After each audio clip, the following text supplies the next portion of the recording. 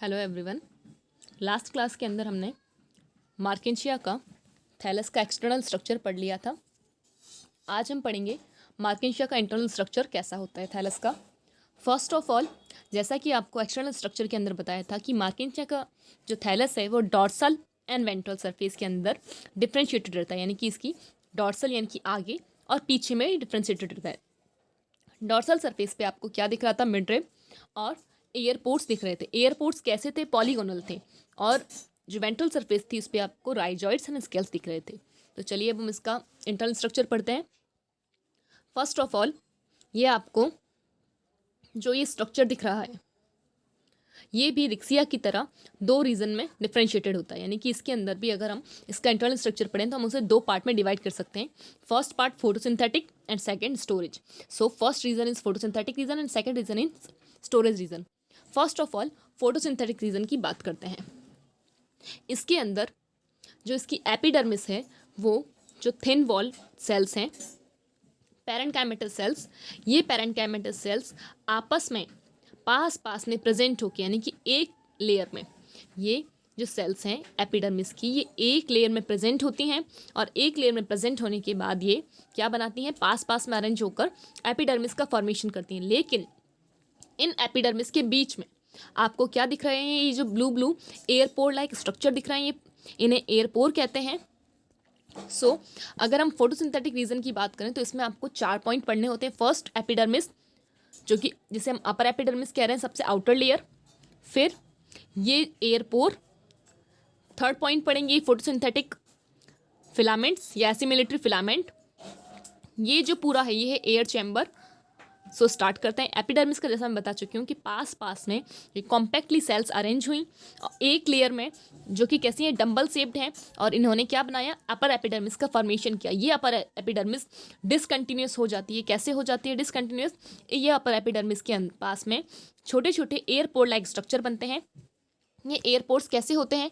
ये एयरपोर्ट्स आपको polygonal shape में दिखते हैं। जो हमने डॉर्सल सरफेस देखी थी उस डॉर्सल सरफेस में हमें पॉलीगोनल एयरपोर्ट्स दिखाई दिए थे। इस तरह से आपको ये एयरपोर्ट्स लाइक स्ट्रक्चर दिखाई देते हैं। जब हम फर्स्टली आपको एपिडर्मिस के बारे में हमने बात करी, सेकंड पॉइंट आता है एयरपोर्ट्स। जब हम एयरपोर्ट्स की बात करते हैं तो ये एयरपोर्ट्स चारों तरफ से पॉलीगोनल स्ट्रक्चर जो सेल्स हैं उनसे कवर रहते हैं। जैसा कि मैंने आपको बताया था कि एयरपोर्ट्स किस तरह ये आपको इस तरह से ये पॉलीगोनल सेल है। ये पॉलीगोनल सेल डॉर्सल सरफेस पे आपको दिख रही थी। इसके बीच में सेंटर में जो पोर था जिसे हम एयरपोर कह रहे थे, जो कि डिनोटेड हो रहा था। तो यहाँ पर ये आपको एयरपोर्ट दिख रहे हैं। ये चारों तरफ पॉलीगोनल सेल से कवर रहते हैं। इनके बीच में ये जो पोर है ये क्या दिख रहा है? ये एयरपोर। अब अगर हम बात करें कि ये जो स्ट्रक्चर है इस स्ट्रक्चर में ये जो पोर्शन है इसकी लेंथ कितनी होती है, यानी कि जो ये एयरपोर की जो पॉलीगोनल सेल्स हैं ये 4 to 5 सेल्स इस तरह से अरेंज होकर क्या बनाती हैं? एयरपोर बनाती हैं। इनके सेंट्रल में एयरपोर है और ये चारों तरफ उसको कवर करके रखती हैं। तो इनकी जो हाइट है इस एयरपोर की वो 4 to 5 सेल्स होती है। ये एयरपोर एयर चैम्बर से कनेक्टेड रहता है। एयर चैम्बर क्या होता है? एयर चैम्बर जैसे हमने रिक्सिया के अंदर पढ़ा था कि आपको फोटोसिंथेटिक फिलामेंट या जो एसिमिलेटरी फिलामेंट थे वो डिसकंटिन्यूस थे और एपिडर्मिस पे डिसकंटिन्यूस थी। उस वजह से हमें क्या मिल रहा था? एयर चैम्बर मिल रहा था। लेकिन यहाँ पर थोड़ा सा डिफ्रेंशिएशन ये है कि यहाँ पर आपको इस तरह से सेपरेटेड ब्लॉक्स दिखाई दे रहे हैं। ये ब्लॉक्स सेप्टा के थ्रू एक दूसरे से अलग हैं, यानी कि जिस तरह से आपने रिक्सिया में पढ़ा था तो रिक्सिया के अंदर फोटोसिंथेटिक फिलामेंट इस तरह से थे और उनके ऊपर एपिडर्मिस थी। तो आपको एक सीधी लाइन दिख रही थी एयरपोर की और एयर चैम्बर की, जो कि आपस में कनेक्टेड थे। लेकिन यहाँ पर ये एक पूरा जो एयर चैम्बर है ये दोनों जो दूसरे एयर चैम्बर्स हैं उनसे सेप्टा से डिफ्रेंशिएटेड रहता है, यानी कि सेप्टा इनको एक दूसरे जो अदर एयर चैम्बर्स हैं उनसे इनको डिफ्रेंशिएटेड करके रखता है। ये एयर चैम्बर किससे कनेक्टेड होता है? एयरपोर्ट से कनेक्टेड होता है। इस एयर चैम्बर के अंदर यानी कि जितने भी एयर चैम्बर हैं ये सेप्टा से डिफ्रेंशिएटेड होते हैं और इनके अंदर क्या प्रेजेंट होते हैं? एसिमिलेटरी फिलामेंट या फोटोसिंथेटिक फिलामेंट। ये फोटोसिंथेटिक फिलामेंट कॉलनकाइमेटस सेल्स होती है। कैसी सेल्स हैं?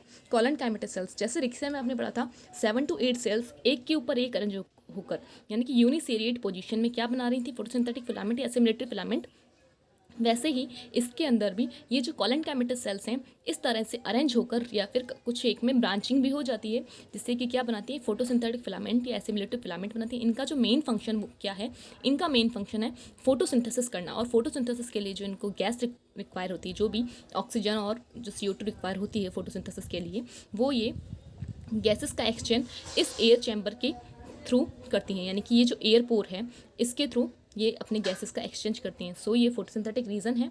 ये फोटोसिंथेटिक रीजन का मेन वर्क क्या है, इस फोटोसिंथेटिक रीजन का मेन वर्क है कि ये फोटोसिंथेसिस करता है। अब इसकी जो ये मार्जिन है, यानी कि जो लोअर लाइन है फोटोसिंथेटिक रीजन की, इसके जस्ट नीचे क्या आ जाता है, स्टोरेज रीजन।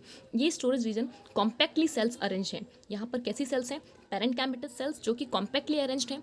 इनके बीच में आपको इंटरसेलुलर स्पेस नहीं दिख रहा है, यानी कि सेल्स के बीच में कोई भी स्पेस नहीं दिख रहा है, जैसा कि आपको फोटोसिंथेटिक रीजन में दिखता था इंटरसेलुलर स्पेस, जिसके कारण एयर चैम्बर का फॉर्मेशन होता था। यहाँ पर ये सेल्स कॉम्पैक्टली अरेंज्ड है, पैरेंकाइमेटस है नेचर में, और ये अपने आप को एकदम पास में अरेंज करे हुए हैं। और इनका जो मेन काम है वो ये है कि ये जो फोटोसिंथेटिक रीजन से जो भी फूड फॉर्मेशन होता है उसका ये स्टोरेज करती हैं। तो ये सेल्स पैरेंकाइमेटस होती हैं। इनके अंदर स्टार्च के साथ साथ आपको कहीं कहीं पे ऑयल के कंटेंट भी मिलते हैं।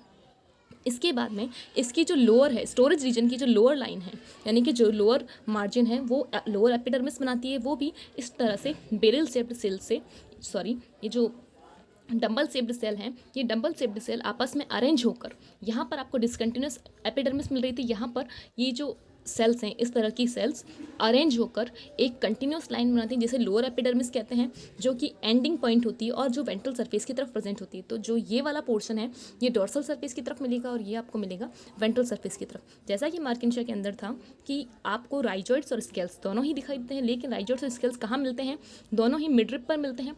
मिड रिब पर राइजॉइड्स मिलेंगे जो कि लिग्यूलेटेड और ट्यूबरकुलेटेड दो टाइप के होते हैं। तो देख लीजिए यहाँ पर ये स्मूथ वॉल्ड राइजॉइड्स हैं और ये पैक्ड, यानी कि जो ट्यूबरकुलेटेड जिन्हें आप कहते हैं। और इसके बाद स्केल्स कहाँ मिलते हैं, ये ध्यान रखिएगा कि आपने जब इसका स्ट्रक्चर पढ़ा था तो कुछ इस तरह से आपको दिखता है कि जो मिड रिब होती है उस पर तो राइजॉइड्स मिलते हैं और उसके आसपास में एपेंडिकुलेटेड स्केल्स, देन लिग्यूलेटेड स्केल्स। सो इस तरह से जो मार्केंसिया है इसका इंटरनल स्ट्रक्चर कंप्लीट होता है। और ये इंटरनल स्ट्रक्चर यहाँ पर कभी कभी आपको इसी एयर चैम्बर के अंदर आपको N3DO4 एंड आर्चिगोनियोफोर डेवलप होते दिखाई देंगे जब ये मैच्योर होगा। यहीं पर आपको गैमा कप दिखाई देंगे। सो इन दोनों का structure gamma cup and N3DO4, अगर आर्चिगोनियोफोर यहाँ बन जाते हैं तो उन्हें हम एंथ्रीडियल चैम्बर या आर्चिगोनियल चैम्बर कहते हैं। ये सब हम आगे पढ़ेंगे। चलिए टिल देन लर्न करते रहिए। Thank you. अभी भी कोई कन्फ्यूजन हो तो आप मुझसे पूछ सकते हैं।